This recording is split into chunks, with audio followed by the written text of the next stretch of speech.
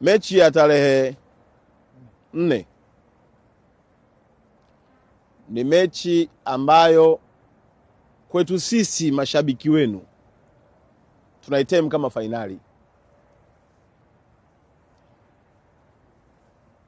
Huku zote tulikuwa tunacheza kama, lakini kwangu mimi naitem kama mechi ya tarehe 4 na Morocco ni fainali kwetu. Dunia yote inasubiri kusikia habari moja tu, na ndio itakuwa habari ya dunia. Morocco imetolewa na Tanzania AFCON 25 nyumbani kwao. Hakuna story nyingine duniani inayotakiwa kwenda.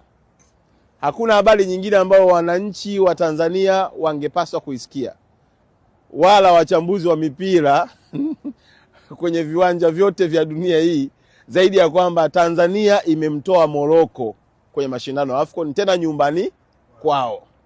Haitajalisha nani amechukua kombe baada hapo. Yaani achukue kombe mtu yeyote, lakini story ni kwamba Tanzania ime knockout Morocco home ground.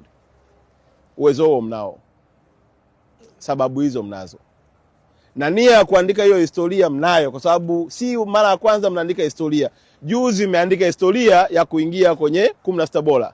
Mna uwezo wa kuandika historia ya kumknockout Morocco siku ya tarehe 4, na Watanzania wako nyuma na nyinyi wakiwaombea usiku na mchana.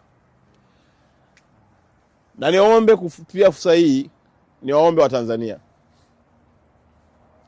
mashabiki wa Morocco watajaa uwanjani, na kwa taarifa nilizopewa ni kwamba mpaka sasa hivi tiketi zimeshaisha, na uwanja ule unabeba watu sio chini ya 65,000.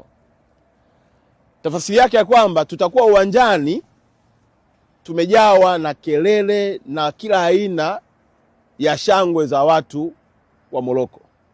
Yawezekana sauti zetu za Watanzania kutoka kwa mle uwanjani zitakuwa chache, lakini mimi nakwambia na nakuomba uamini ya kwamba sauti za Watanzania zaidi ya milioni 60 zitakuwa na wewe uwanjani kwa kila sekunde unaokuwepo ndani ya mechi. Ziba masikio, ubakize kusikia kipenga na maelekezo kumwangalia kocha anachosema, lakini sauti yako au masikio yako yafungue usikie kelele za Watanzania ambao watakuwa kwenye vibanda, watakuwa kwenye mahoteli, watakuwa kwenye nyumba zao, watakuwa kwenye ofisi wakikuangalia wewe ukiliwakilisha na kulipigania taifa la Tanzania. Ukifanikiwa hivyo, maana yake zile vurugu hazitafanya nini? Sio mpaka kuna zile tochi zao zile za kupiga kwenye macho, unahangaika hivi, ukapigiwa kelele hiki, ukafikiri labda kuna faulo hapo, kuna watu wengine mpaka unasita kuchukua mpira. Lakini mimi nakuomba ndugu yangu, mchezaji wetu, shujaa wetu, mpambanaji wetu, mwenye nembo ya Tanzania, ziba masikio kwenye ule uwanja, fungua masikio kusikiza Watanzania ambao watakuwa pamoja na wewe. Tukifanikiwa tutakuwa tumepiga hatua kubwa sana.